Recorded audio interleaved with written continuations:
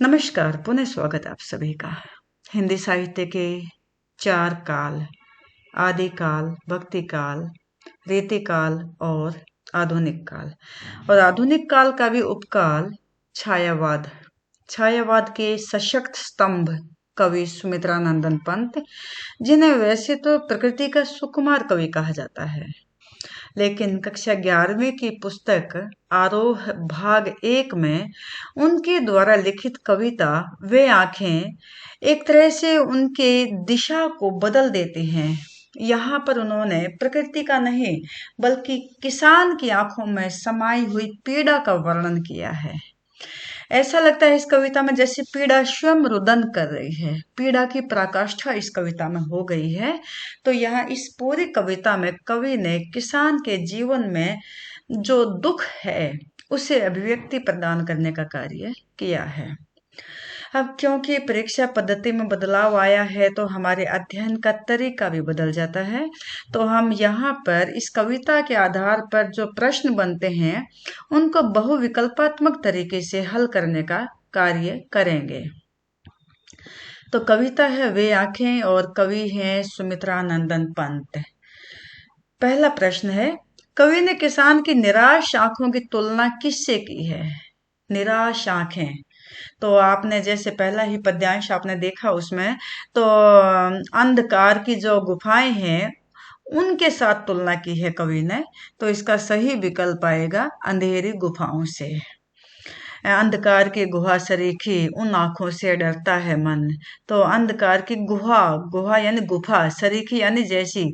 तो उनकी जो अंधेरी गुफाएं हैं जिनमें अंधेरा छाया हुआ है, अंधियारी गुफाएं हैं, उनके साथ कवि ने किसान की निराश आंखों की तुलना की है। तो इसका उत्तर बनता है विकल्प ख। कवि का मन किन आंखों से डरता है? अब जब जाहिर है कि किसान की आंखों का जिक्र हो रहा है तो इसका सही विकल्प भी आएगा किसान की आंखों से। तो कवि का मन किसान की आंखों से डरता है क्योंकि उसके अंदर अत्यंत पीड़ा है।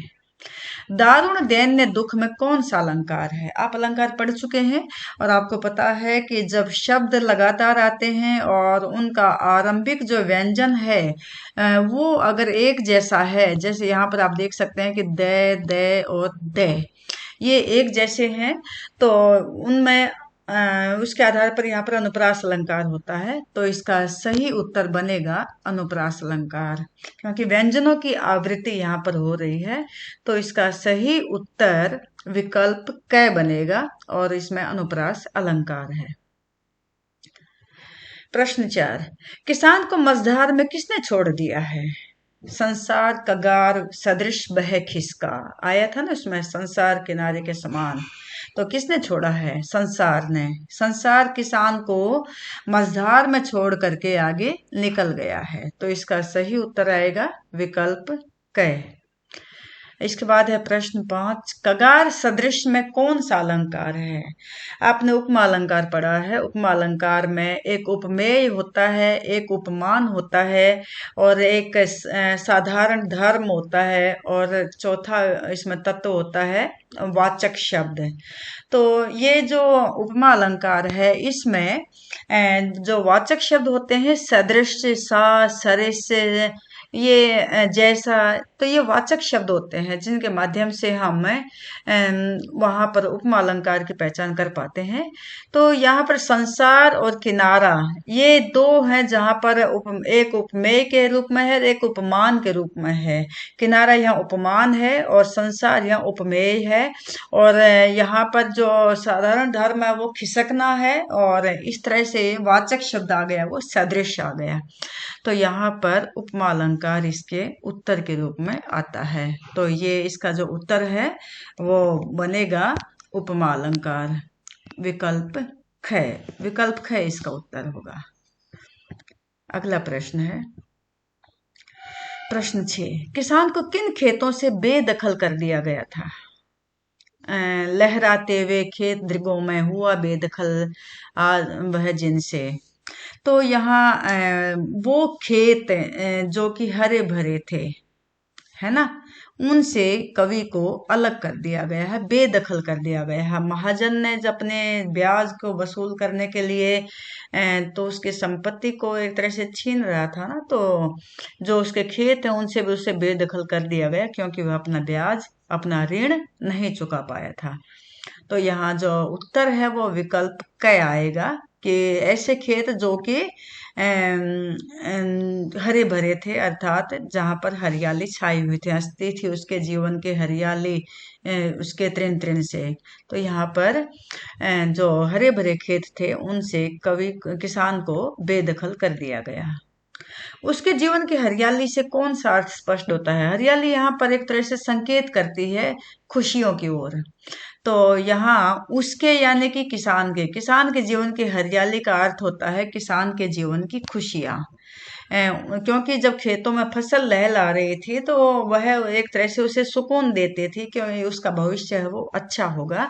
लेकिन उसे बेदखल करने के बाद वह भी संभावना खत्म हो गई है। तो जब हरियाली की बात आती है तो यहाँ पर किसान के जीवन में जो खुशियां हैं उसकी ओर संकेत किया गया है। तो विकल्प क इसका उत्तर होगा।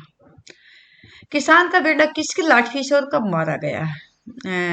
वो जो इसमें पद्यांश आया था उसमें बताया गया था कि उसका बेटा था जो उसकी आंखों का तारा था, और लेकिन क्योंकि जो जमींदार था और उसके जो कारकुन थे उनके साथ किसान का जब सही तालमेल नहीं हो पाया तो उसका बेटा इसके लिए एक बलि का बकरा बन गया।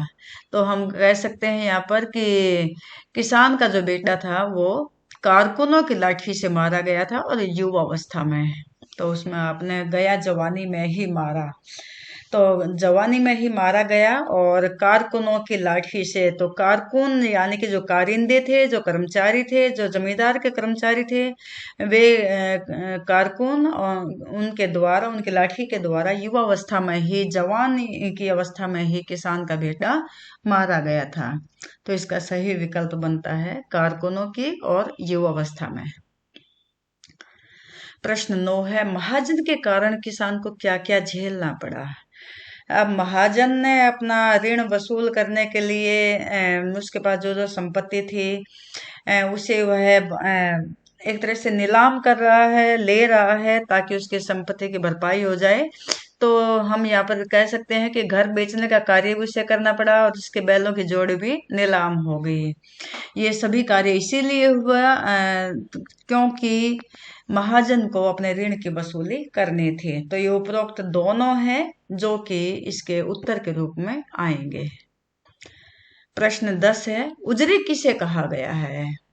इसमें पद्यांश आपने देखा था ना, उजरी इसके सिवा किसे कब पास दुहाने आने देती। दुहाने यानी कि उसका दूध निकालने के लिए। तो ये कहते हैं यहाँ पर उजरी उसने नाम रखा हुआ अपनी गाय का। तो इसका सही विकल्प आएगा गाय को। उजरी कह करके उसे पुकारता है वो, तो अपनी गाय का नाम उसने रखा हुआ है। तो ये इसका सही उत्तर आया गाय को, विकल्प कह। किसान की पत्नी की मृत्यु क्यों हो गई? बिना दवा के, बिना दवा दर्पण के घर ने स्वर्ग चली आती आंखें भर, आता है ना ये। तो दवा दारू उसकी नहीं हो पाई और इसी वजह से वह स्वर्ग चली गई, अर्थात उसकी मृत्यु हो गई। तो उसकी पत्नी की मृत्यु बिना दवा के ही, क्योंकि वो उसे दवा नहीं दिलवा पाया, उसके पास आर्थिक संपन्नता नहीं थी, इसके लिए पैसे नहीं थे, तो इसलिए दवा के अभाव में ही एक तरह से उसकी पत्नी की मृत्यु हो गई। प्रश्न 12 है अब, निम्नलिखित में से कौन सी पंक्ति मुहावरा नहीं है? आपने मुहावरे पढ़े हैं, आंखें भर आना, सांप लौटना, छाती फटना, ये मुहावरे हैं तीनों। तो लेकिन यहाँ पर बिना दवा दर्पण के घर ने ये मुहावरा नहीं है। आंखें भर आना यानी कि रोना, सांप लौटना एक तरह से ईर्ष्या होना, और छाती फटना यानी कि दुख की अधिकता।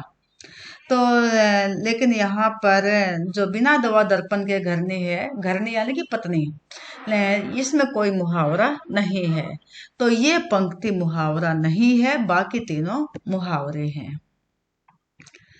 प्रश्न 13 है, इस कविता में किस रस का प्रयोग किया गया है? जब पीड़ा की बात आती है तो वहाँ करुण रस होता है। आपने पढ़ भी रखे हैं 10वीं क्लास में, तो वहां पर जो करुण रस है उसमें पीड़ा की, दुख की अभिव्यक्ति होती है। तो करुण रस से इस कविता में प्रयोग किया गया है। और ये आप ये भी याद कर लें कि इस कविता में खड़ी बोली का भी प्रयोग किया गया है। किसकी शुद्ध करने से किसान की छाती फटती है, अत्यधिक पीड़ा होती है? किसकी शुद्ध, किसको याद करने से? देखिए, खैर पैर की जूती जोरो न से ये एक दूसरी आती, तो वो तो कहता है कि सारे सुख गौण हैं, सारे सुख कम हैं। कोई जो, लेकिन जो जवान बेटा होता है उसका सुख सबसे ज्यादा होता है। इसी तरह से बाकी दुख गौण हो जाते हैं। अगर जवान बेटा मारा जाता है तो यह दुख सबसे ज्यादा भयंकर होता है। तो यहाँ पर कवि ने किसान के जीवन में जो उसका जवान बेटा उससे अलग हो जाता है, उसकी जब मृत्यु हो जाती है, तो ये दुख उसके लिए सबसे भयंकर दुख बन करके आया है। और इतनी अधिकता हो जाती है कि उसकी छाती फटने को हो जाती है, अर्थात अत्यंत पीड़ा का अनुभव उसको होता है। तो शुद्ध करना यानी याद करना, कि जब उसकी याद आती है जवान बेटे की, तो किसान की छाती फटने को हो जाती है। तो इसका सही उत्तर आएगा ये जवान बेटा। तो इसमें आप देख सकते हैं कि बिंब भी बनते हैं। जब गुहा सरीखी आता है तो एक अंधेरी गुफाओं के साथ उसकी तुलना की गई है, तो यहाँ पर दृश्य बिंब भी बनता है। तो किसान की जो पीड़ित आंखें हैं जिसमें पीड़ा समाई हुई है, वो भी एक बिंब बनता है। तो दृश्य बिंबों का भी प्रयोग इस कविता में किया गया है।